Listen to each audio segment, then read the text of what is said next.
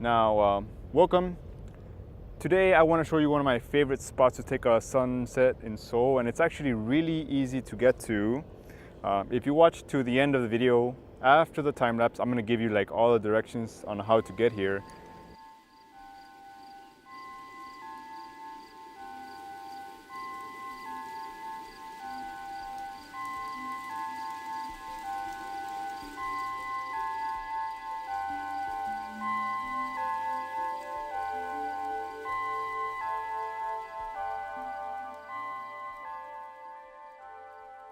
Right now is a very beautiful day in Korea, and we don't get those very often, so of course I'm going to take advantage of these.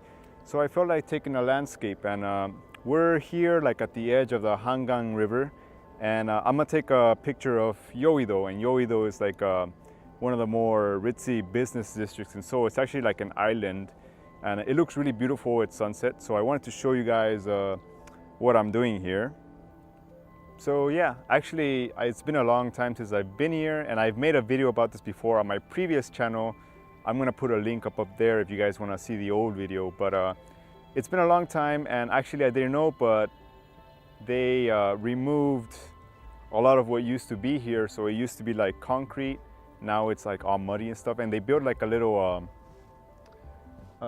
place for photographers to go, but you don't want to be like the suits. Like, that's not the good shot. The good shot is down here with the mud, the mosquitoes, and yeah, prepare to get dirty.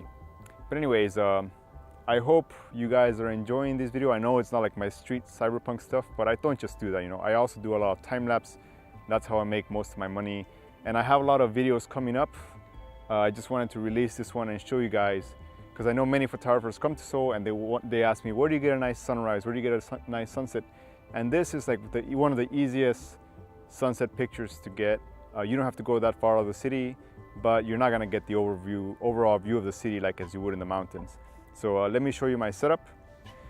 Right now, I'm shooting with my Canon 5D Mark III because that's what I use for time lapse.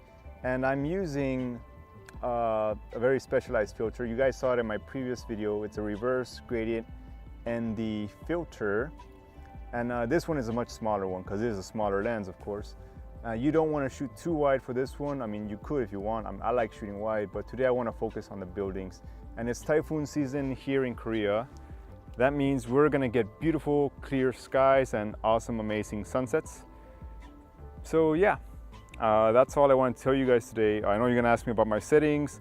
Typically for landscape, I'll shoot like at f8, f11, and then whatever lowest ISO is 100 ISO, and whatever shutter speed gets me the best picture, right? But yeah.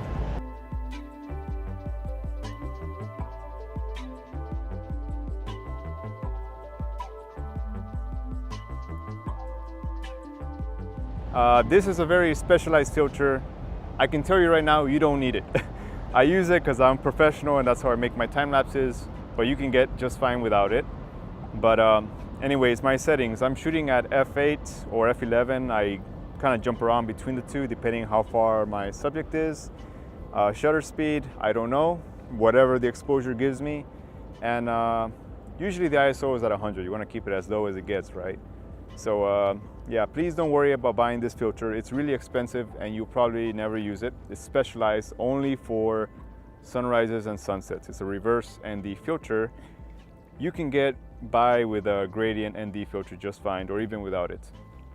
But yeah, I hope you guys are enjoying this. I'm going to show you guys the time lapse, and after the time lapse I'm going to give you directions on how to get here. So please enjoy one of my favorite spots to shoot sunrises or sunsets in Seoul.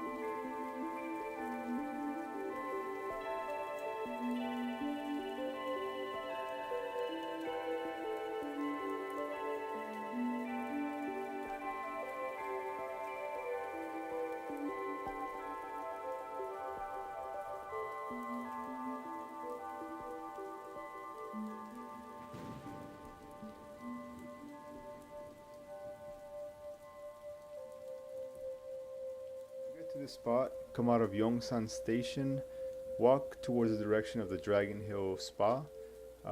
You're gonna cross the block and just keep following the main road. When you get to the end of the main road, you're gonna turn to the right, and you're just gonna keep going straight until you reach the end. Once you reach the end, you're gonna turn to the left, and you're gonna keep going straight all the way until you see the apartments in the background. So it's a walk, a good 10 minutes. You're going to pass through some railroad tracks, 2 of them actually. So right now I'm just gonna show you the way it looks in case you have any doubts of your direction. And it's also really beautiful, I think. So don't mind me, I'm just showing you this because I thought it looked quite lovely that day. But yeah, don't forget to take in the sights and sounds. Alright, so you're gonna keep going straight. You're gonna pass yet another railroad, also very beautiful. Sometimes I think parts of the city look like an anime, and this is definitely one of the spots. But anyways, keep going straight, not through the train tracks of course. When you get to the end of the street, you're gonna cross the street and you're gonna walk towards the white apartments over there. Now when you reach the entrance of the apartments, enter through the first apartments that you see. It's the apartment building is 102, so you're gonna go in there. You're not gonna go into the apartments, but you're gonna go through the parking lot to the little small gate near the highway. This leads to a bridge, so follow the path, follow the steps, cross the bridge, and do take time to admire the scenery. When you reach the end of the bridge, you're gonna go down towards your left, and you're gonna walk towards the river. So head to the river. It's a really quick path. Once you get to the end of the road, a little path, turn to your right, and from here it's just going straight all the way under the bridge, and admire your surroundings, of course. Anyways, just keep going straight, and eventually you're going to see this little area where photographers can take pictures.